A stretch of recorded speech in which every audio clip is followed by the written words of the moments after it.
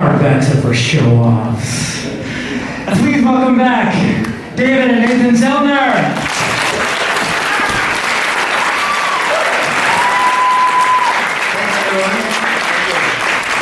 I wanted to bring up some of the other folks involved that are here. We have Chris Ohlson, producer. John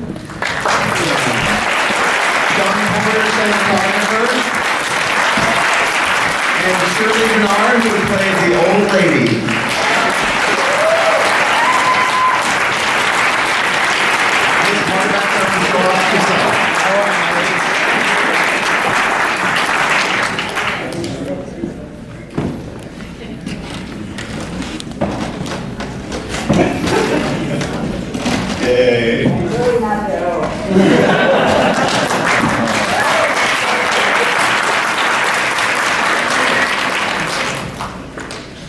What a film, huh?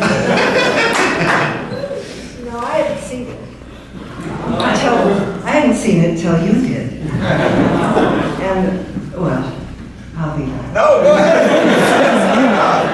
But I can't tell you, Lynn Blumenthal and I came because the whole experience for us was so wonderful and different and loving and caring. But I didn't know it was this loving. It's just their creative team, the whole team really cared. And you felt that, and that doesn't always happen, you know, in our business. So I felt that just being there for that week was enough, but it wasn't. I had to see this. Just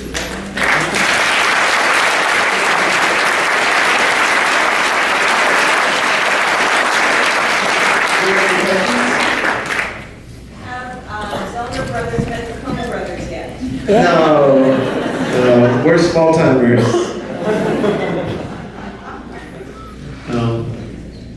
Was this inspired by any specific story? Did any Japanese women go after the treasure and national treasure? Yeah, it's loosely based on a true story. In 2001, just the story started circulating online about it. It was distilled down to simply a Japanese woman went to America in search of mythical fortune for that movie. And this is before Twitter and Facebook and things were, I don't know, so it was probably like on message boards and that sort of thing. But with the little information that was out there, it kind of took a life of its own, and in the same way that all urban legends or legends and folktales and all those things kind of develop, where you get kind of a telephone game and people kind of fill in the gaps, and then suddenly, before you know it, you have conflicting versions of the truth, and things kind of take a life of their own. And that was fascinating to us, and kind of see it happen in real time. And we were very, and also we just had this fascination with this urban legend, and how antiquated it was, and that, so the idea of someone going across the globe, to the new world, in search of, this mythical fortune, and all those things. Just we had an intense curiosity, and just to satiate our own curiosity, we started filling in the gaps with how would she get there, and what would lead to that, and we created our story from there. And we started working on it in 2002, shortly after this story came out. And then over the years, more details came out about it, that and different versions of the truth that conflicted what was in that urban legend. And when we first started hearing about these other stories, we were concerned it for a second, and then we were like, well, we like our version of the truth more. And we lived with this story as it was, and so and they're all just different versions of the truth anyway. So we stuck with that, and then continued up until now. You ready? How cold was it? It was incredibly cold. It was awful. But it's exactly what we needed. We needed it. It was important because the landscapes were, both Japan, Tokyo and Minnesota were basically characters in the film, and we really embraced the landscapes and the environments. We needed to shoot on location each, and since there was a certain stylization to the film, obviously, we needed, the realism of those locations and those environments to kind of, ground it with a certain naturalism to kind of balance it out. And we needed it to be brutally cold, and we got what we asked for. So I think the coldest day was -20. Is that the, yeah. when you film on ice, you're basically like a piece of meat in the freezer, which we learned through the process. So, back there.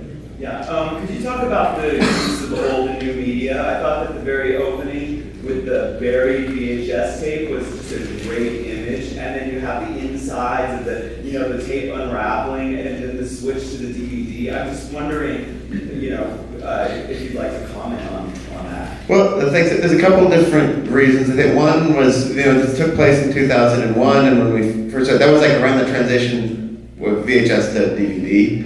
And so we kind of like chronicling that transition, with this, and then just growing up and watching lots of movies on VHS and being loving VHS, but then being frustrated when tapes would snag and blowing on them and all the kind of little juju stuff you do to try to make the tape magically work better.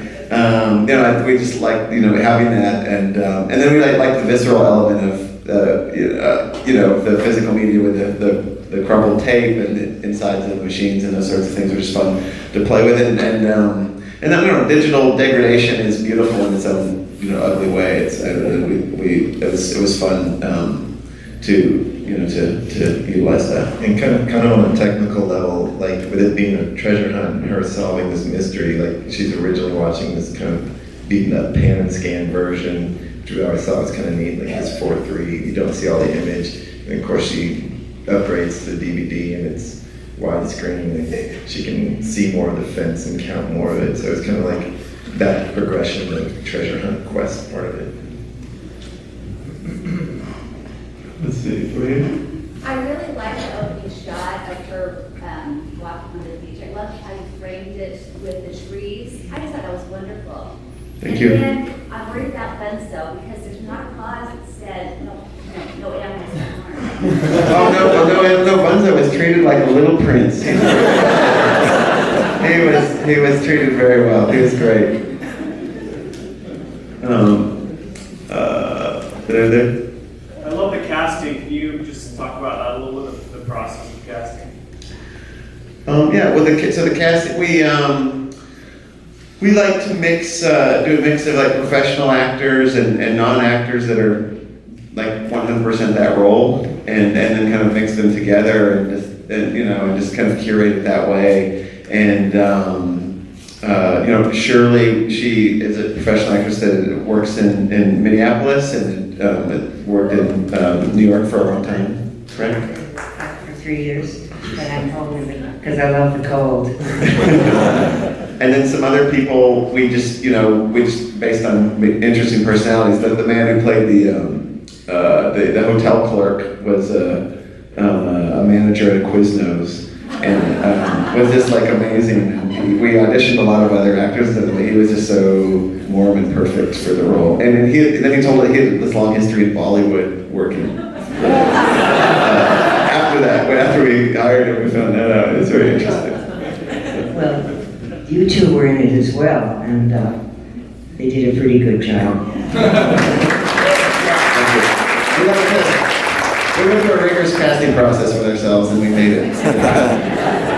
I just was thrilled to see Rinko smile in the end. Yeah, she was great. Because our scenes together, she was never smiling. And I was just happy. She was lovely to work with. Sorry, another one. Oh wait, can we come back to you if you had it? I'm sorry, let me get some. Sorry, on the back. Could you comment on the concept behind the soundtrack and the moments of just really intense, almost sensory overload that goes with kind of very, normal kind of elevator music? Well, it was fun playing with those extremes, and in the same way we play with the images.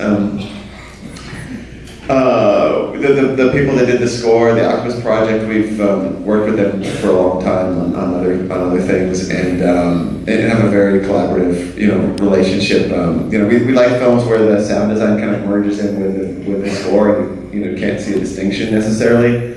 And so Nathan did the sound design. And it was a real collaborative effort of them creating, on top of the score, creating different elements, and Nathan, messing with them, putting them in place, and And we just wanted to have this kind of fever dream, kind of hallucinatory feel. I think it was all from her perspective, and so that's what kind of led to, the kind of heightened extremes we did with the music. Can you tell us just a little bit more about the main actress? And is she a working actor in Japan, or how do you find her? Oh, it's Rinko Kikuchi. She was nominated for an Oscar for the movie Babel, I think 2006. And she's done, let's see, recent marriage. She was in Pacific Rim and 47 Ronin and big blockbuster films like that. And we met her in 2008, and we just hit it off right away. She had similar taste in film. Just had a great sensibility and could handle the humor and pathos, riding that line between the two. Really, because I think sometimes people can't juggle both, and she could, go back and forth, and she could also, convey so much emotion with her face. Without, because there's lots of parts, long stretches where she's not with other people, and there's, we are to convey information through facial expression rather than, the dialogue or anything like that in those parts, and she was able to, dial that in and. No, we took very good care of her. That was a top priority. I mean, we took very good care to make sure she was warm, but she did a good job pretending she wasn't. And we made sure that she understood. Like, it was funny, the last two films she did before ours were all on green screens. So she'd be like, well, you're not going to be a green screen, and we're going to digitally put snow behind you. You're actually going to be out there. And she's like, all right, that sounds great. Yeah, this was new for her, so she was up for the adventure, and just, it was a both emotionally and physically demanding job, and she was, totally all in for it. So it was great working with her. She was here for the premiere, but I had to go back home. Over here. How well are you familiar with the Japanese culture? Because I felt that the first part in Japan was more of a party, vice versa, the second part in the United States. Well,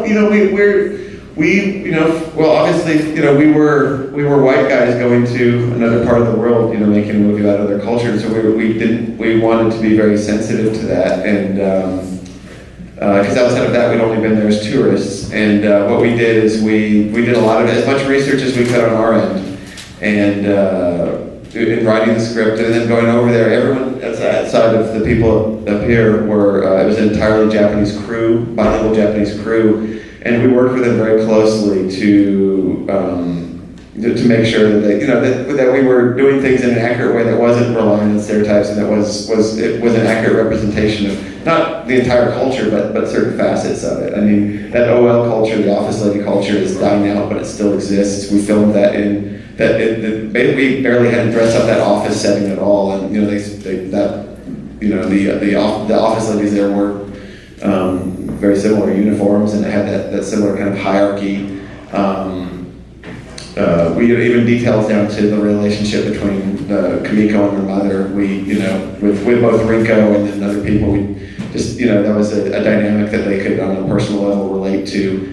And so, I don't know, it was something that we put a lot of care into making sure that it had a certain realism and authenticity that was respectful to their culture, and collectively everyone felt really good about it.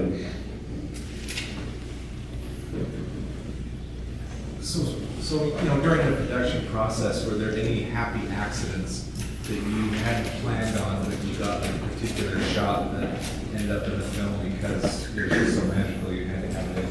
Or was everything pretty much planned and you just filmed it accordingly? Questions about happy accidents. Happy accidents. There's lots. The way we work is we plan everything to a T, try to prepare for every scenario, and know exactly what we want. We don't do tons of coverage, and so we're very specific about what we want. That said, if some happy accident comes up that is something more real or more pure to us than anything we have on paper, whether it's just from circumstance or weather or an actor or from our cinematographer Sean, we embrace it, and that always elevated the material to another level beyond anything we could think of. I mean, I guess like one easy example would be like the boss almost knocks over his cup of tea and then catches it, and that was essentially a blooper, but that's people in real life knock over cups, and he continued on, and it gave it a little bit something more real that was less.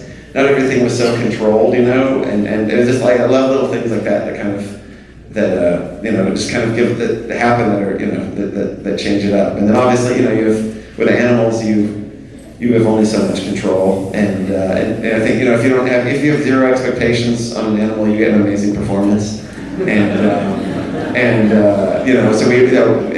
we would like we didn't know if the rabbit would eat noodles, and the rabbit loved noodles, so you have to experiment with these things, and the crew did not think that the rabbit would like ramen, and the rabbit loved it. Yeah, it was, and that was we loved that scene. It was. But also, like, with happy, we would set up shots and then we would kind of hope some things would kind of pan out. Like the shot with the bunny on the train, that was all guerrilla style and kind of like this, Mission Impossible type of crew that was like, staking it out and train ahead. People on headsets saying, "Okay, the bunny is coming in 2 minutes." But like you didn't train the bunny to, all right, and at that point the bunny's going to look through the window. It just happened to do that, and then we got it. It was a beautiful, lucky moment. Yeah, but we had like long preparation. It was like a espionage, a secret operation or something. Because in Japan you can't get permits to shoot on trains, even if you're a giant movie. It doesn't matter how much money you have; they just don't give you permits, and so you just have to kind of run the gun. And so we just had we were just like this secret team down there, Sean would pulling out the camera, getting the bunny in place, doing it. And we prepared enough to where it worked out, but it was like everyone had a sort of adrenaline rush, when we were. That was a one-take wonder. Yeah, that was a lot of planning, but very lucky with the shot. Back. Thank you. My comment is just more of appreciation of how you maximize every limited time for the peripheral characters. Like her boss had a picture of himself on the wall, and his comment about her disposition being noticed by her coworkers, but not him. It shows their relationship in a very short period of time. I really appreciate that limited time that you maximize.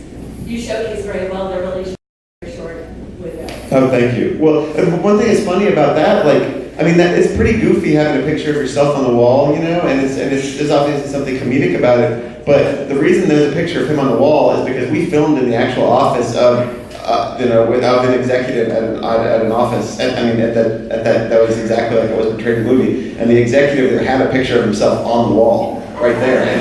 And so we're like, well, I guess if we want to be true to the office, we should, follow through with that. And they said that that's like a normal thing that a lot of the executives, just have their own portrait right beside their desk. And so we tried to adhere to what was accurate, with based on the locations we're at and whatnot, and embrace those interesting things like that. Just a question for the cinematographer. Could you talk about shooting out in the icy, snowy areas and the starkness of it all? Sure, it was pretty brutal, but gear fared well, much better than the people did, I think, in general. But yeah, on average, it was definitely the negative teens through most of the shoot. And so, in terms of the starkness, we were kind of working with this visual approach that, obviously in Japan, we kind of worked with colder palettes and a lot of architecture and geometry in the frames, a lot of frames within frames, and we're always trying to cage them in, not too just like Bunzo. Bunzo in a lot of ways is more free than she is, and so I was always trying to make her look like she was in a cage in Japan, and ended up with this visual style where it's kind of like the scene was generally dark and she was this bright beacon trying to escape, and then when she gets to Minnesota, that cage, it becomes inverted, and she becomes this dark speck among this endless white, and the cage is still there, it's just invisible, and so we kind of like playing with that throughout.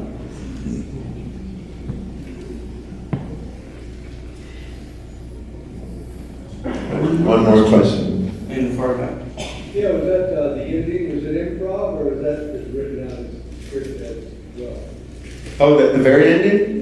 It's very planned out. I think that was one of we did most everything, and that was storyboarded, just because we had a very specific way we wanted to do it. It was. I think there was no other way for us to end it with a kind of dreamlike ending. And was the policeman really that dumb? I don't think he was dumb. He was sweet. He tried his best. We didn't want to have like an aggro cop, you know? I mean, that's been done. We wanted, so we just thought it would be a guy that was just like giving it his all, but you know, his all was not the best sometimes. Overwhelmed with it. Yeah. Well, thank you so much for coming out. You've never been to Minnesota. I mean, that's kind of like a lot of them are.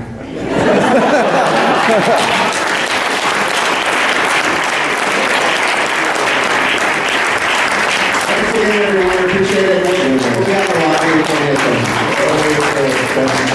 Oh, and there's buttons out there if you'd like buttons. Don't forget your ballots, folks, and then there are some buttons. Limited supply.